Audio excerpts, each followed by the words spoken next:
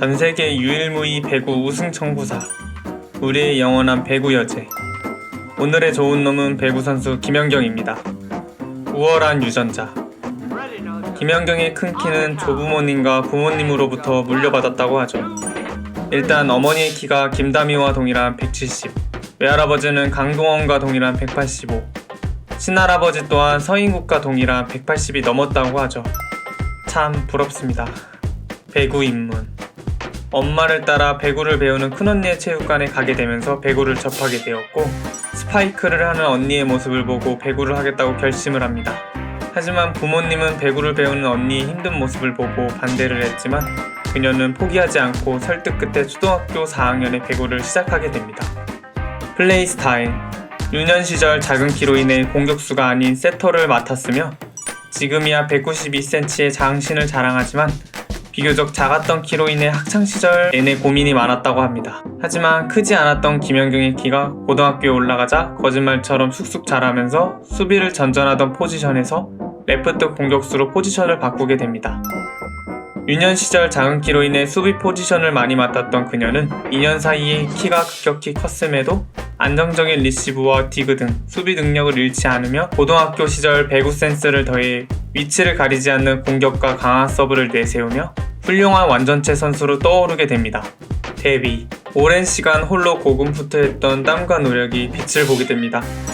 떡잎부터 달랐던 그녀는 2005년 전 6년 신인 드래프트에서 1라운드 1순위로 지명된 김연경은 인천 흥국생명에 화려한 데뷔를 합니다. 탄탄한 기본기와 완벽한 피지컬을 토대로 두각을 나타냅니다. 전 시즌 꼴찌였던 흥국생명에게 통합 우승을 안겨주며 전무후무한 선수로서 프로 스포츠 사상 최초로 신인왕, 정규리그 MVP, 챔피언 결정전 MVP를 휩쓸며 한국 배구 역사를 새로 쓰게 됩니다. 그것도 프로에 갓 데뷔한 신인 선수가 말입니다.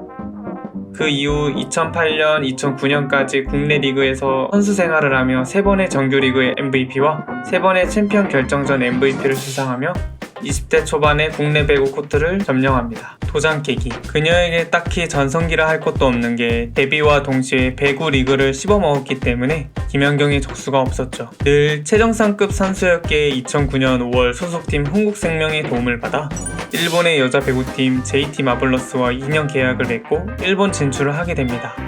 기대와 달리 초반에는 한국인이라는 이유로 차별을 받으며 힘든 시간을 보냈다고 합니다. 그것도 잠시 김연경을 고운 시선으로 보지 않았던 일본 팬들도 그녀가 일본 진출 첫 해 프로배구 리그 득점왕에 오르게 되면서 그녀를 찬양하게 됩니다. 사실 JT 마블러스라는 팀은 항상 하위에 머무는 하위권 팀이었으며 김연경이 오고 나서 팀이 창단 이래 첫 파이널 우승을 하게 됩니다. 게다가 2년 계약 기간 동안 모두 우승을 하는 기적을 이뤄냅니다. 그녀의 다음 무대는 세계에서 가장 유명한 터키 리그로 향하게 됩니다. 터키의 페네르바흐체에 SK에 입단하면서 입단 초기에는 유럽에서도 통할까? 라는 일부의 의구심도 있었다고 하죠.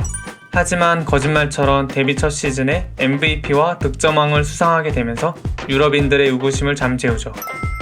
역사적으로 터키 리그가 생기고 신인 선수가 리그 전체를 씹어먹는 건 처음 있는 일이라고 합니다. 페네르바흐체 SK에 있던 6시즌 동안 팀의 에이스의 역할을 톡톡히 하며 7개 우승 트로피를 들어올리게 됩니다. 이후 그녀는 터키 리그를 떠나 중국 슈퍼리그 상하이로 향하게 됩니다. 중국 여자 배구 리그는 터키 리그만큼 만만치 않았던 리그였기에 만년 중하위를 유지하였던 상하이에게 우승을 시켜준 것은 비현실적이었죠. 하지만 그녀에게는 불가능이란 없었습니다. 무려 17년 만에 상하이에게 정규리그 우승을 선물하게 됩니다. 이젠 뭐 당연한 공식이 되어버린 그녀의 활약은 멈추지 않고 다시 터키 리그로 돌아가 세계 최고 배구 명문팀 엑자시바시 비트라와 2년 계약을 하게 됩니다.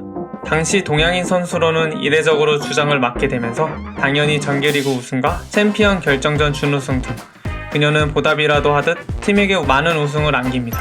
당시 상황에는 해외 생활을 더 할 수 있었지만 코로나19가 확산되면서 가장 안전한 나라가 한국이었고 자신의 마지막 올림픽인 2020년 도쿄올림픽을 위해 국내 리그에 복귀를 하게 됩니다.